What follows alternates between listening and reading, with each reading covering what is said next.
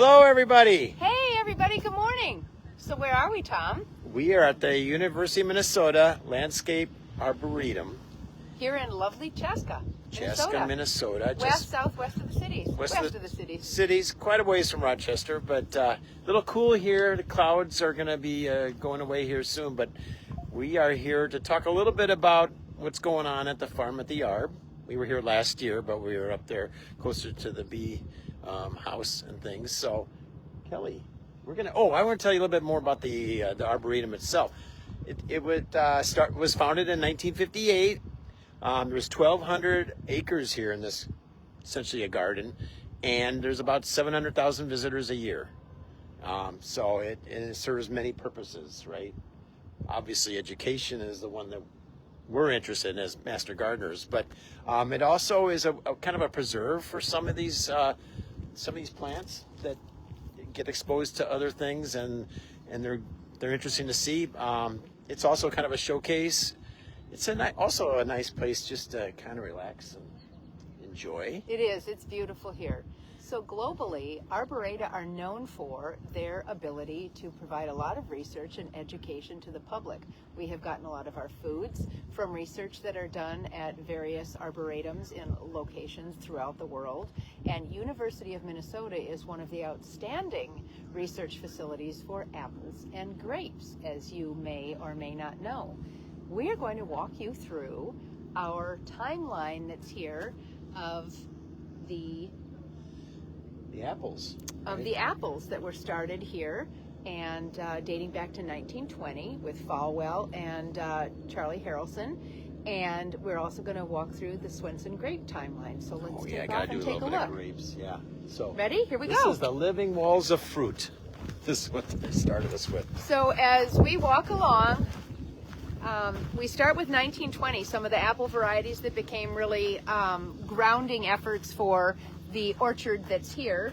And Minnehaha was one of the first apples in 1920 that started. And I know a lot of you are very familiar with the Harrelson apple. It's still like the #1 University of Minnesota apple dating all the way back to 1922. It's a pretty big apple. My neighbor's mother used to make caramel apples. Oh God, they were delicious. Yeah, and that was her apple choice. With something sweet. Yes, they're really, really wonderful. And let's continue on. And this is going to be kind of a shorter video today, but let's continue on, and we will kind of cruise through the timeline.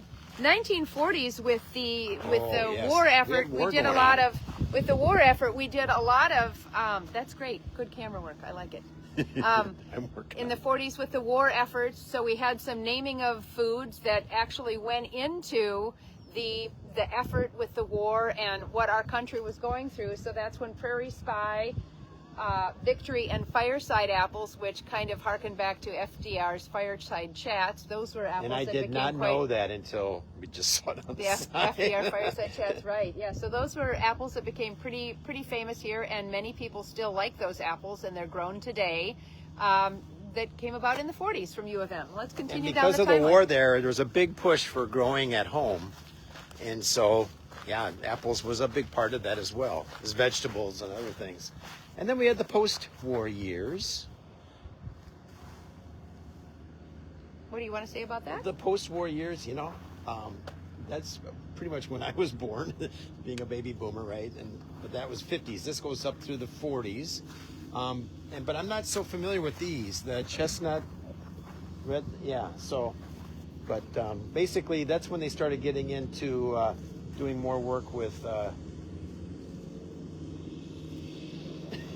whatever. So,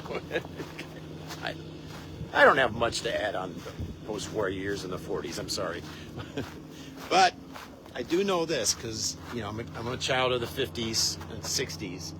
And that was a big time when they started really getting into the fruit taste and things like that. And people were making jam and jellies and pickling them and everything. So I remember my great-grandmother's apples that she did. She did apple rings, little crab apples that were spiced, that were super yummy. And she also did watermelon rind pickles, which were really, really great too. But they were really tasty, and I just have that long memory of her. The 70s were really big in UMN extension apple breeding, and we have some that are still on the shelves. We can go into our grocery stores and find consistently. The Honey Gold, Red Baron, Sweet 16, State Fair not so much, but also the Keepsake. Those were a real big hit in the 70s that came about, and they really kind of propelled the research program forward quite a bit. But coming into the next decades after, we hit the launch of UMN apples with, of course, the Honeycrisp, which came about in 1991. Ooh, everybody knows Honeycrisp. And that Honeycrisp apple has been sought out everywhere. It's grown globally, and it really is what put UMN extension apples on the map.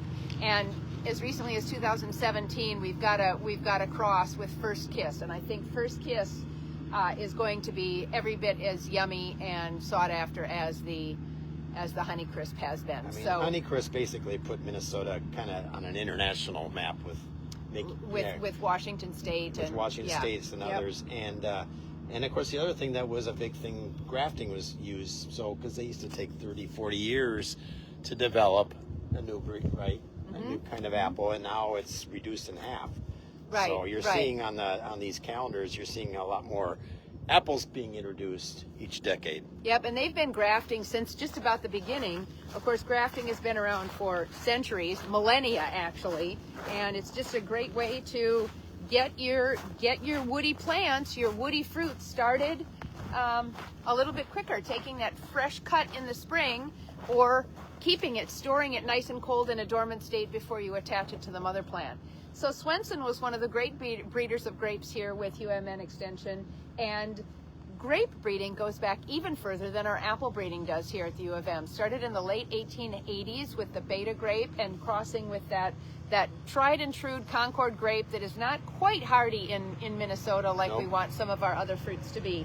So 3 cultivars that are used for breeding: the Vitis riparia, number 89, Beta from 1881, and the Minnesota 78. Those 3 cultivars are mainly used for bringing new cultivars into existence here at the U. So let's walk through this grape timeline, Tom. Getting that cold hardiness in here, you hear that term up here quite a bit. And we have a lot of these grapes being grown here and then made into wine, but there's still, many of them still blend them with other, with grapes and wines from other. Local vineyards are doing blends to get the most flavor and consistency from bottling year to year. So Swenson was really the man that put some of our cold hardy grapes on the map. The Edelweiss and the Swenson Red are really keys that came about in 1977 to really help propel the grape breeding program forward here at the U of M.